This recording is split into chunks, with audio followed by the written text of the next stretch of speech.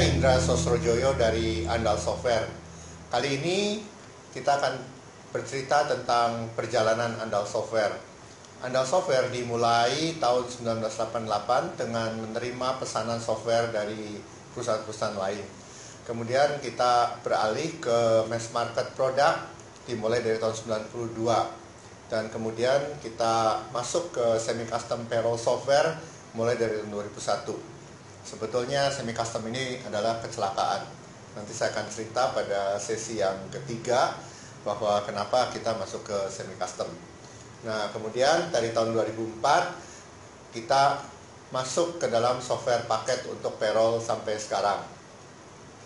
Perjalanan dimulai dari custom made software dari tahun 1988 sampai dengan 1998.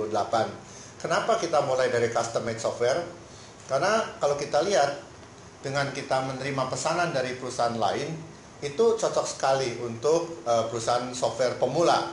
Karena dengan custom made software ini kita tidak memerlukan modal yang besar, tetapi dengan modal yang cukup kecil kita bisa memulai usaha software.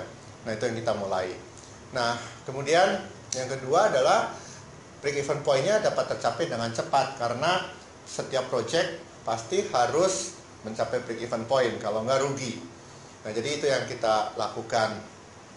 Dan tentunya ada keterbatasan di dalam custom made software. Keterbatasannya adalah scalability. Jadi custom made software ini kita tidak bisa besar sekali karena kita tahu bahwa nanti saya akan cerita semakin besar untuk custom made berarti kita menambah resource yang cukup banyak. Nah, tantangan dalam kita membuat custom made software itu tentunya ada beberapa tantangan, yaitu setiap kali kita mendapatkan proyek baru kita harus selalu mempelajari bisnis prosesnya, karena bisnis proses itu antara satu perusahaan dengan perusahaan yang lain itu tidak sama walaupun jenis usahanya sama, tentunya bisnis prosesnya itu berbeda. Nah, ini yang membuat bahwa kita harus terus selalu belajar. Kita tahu banyak bisnis proses tapi tidak mendalam. Kita tidak pernah mendalami satu bisnis proses tertentu. Nah, kemudian kita juga tidak mempunyai reference site yang cukup karena setiap proyek itu berbeda-beda, sehingga pada saat kita mengatakan bahwa oh kita pernah melakukan ini, tapi ternyata kita tidak benar-benar menguasai bisnis prosesnya. Nah, ini yang terjadi di dalam kita membuat bisnis custom made software. Nah, tentunya kita lihat kenapa permasalahannya pada saat kita memperbesar revenue, jumlah biaya yang kita keluarkan juga menjadi besar juga. Nah, coba kita lihat di sini revenue-nya besar. Kalau revenue-nya itu kita besarkan, berarti jumlah proyek yang kita ambil itu banyak. Berarti kita harus menambah programmer, kita harus menambah support, kita harus menambah QA dan sebagainya. Maka kalau kita lihat di sini total cost-nya juga akan naik. Nah, perbandingan kenaikan total cost dengan revenue ini hampir seimbang.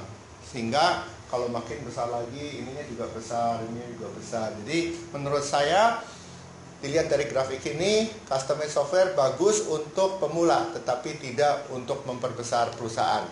Nah, itu sebabnya kita lihat masalah kelemahan dari satu custom software.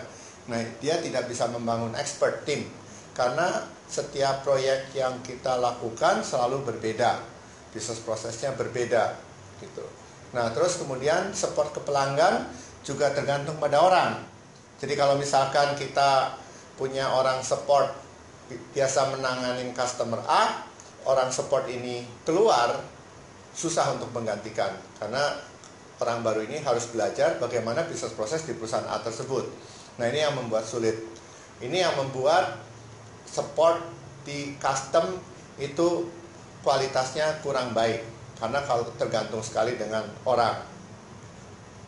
Nah, yang berikutnya adalah kalau kita custom tentunya perbandingan biayanya seperti tadi yang kita lihat di dalam grafik itu. Ya, jadi kalau kita revenue-nya kita mau naikkan, total cost-nya juga akan naik juga. Nah, ini adalah kelemahan dari kita mengadopsi custom software, tapi bagus sekali kalau digunakan untuk startup company. karena modalnya nggak terlalu besar. Nah, sekarang pertanyaannya adalah bagaimana kita membangun satu perusahaan IT yang bisa menjadi lebih besar lagi. Nah, kalau kita lihat di grafik ini, IT market itu ada beberapa bagian: hardware maintenance, software, hardware product, dan processing services. Kali ini saya akan bahas yang di sini aja, yang warna biru, yaitu software product dan services. Di software product and services itu dibagi dua, yaitu software product dan software services. Nah, software services adalah yang menerima pesanan-pesanan dari perusahaan-perusahaan yang besar. Nah, ini yang banyak terjadi di India dan Cina serta Vietnam. Jadi jumlah programnya bisa banyak sekali, puluhan ribu di sana. Kita akan coba fokus ke produk software di sini. Produk software ada dua, yaitu mass market dan enterprise solution. Anda sendiri pada awalnya kita memutuskan untuk mengambil di mass market ini. Nah, jadi kita akan bicara tentang mass market software. Kita akan lanjutkan pada pertemuan yang akan datang. Terima kasih.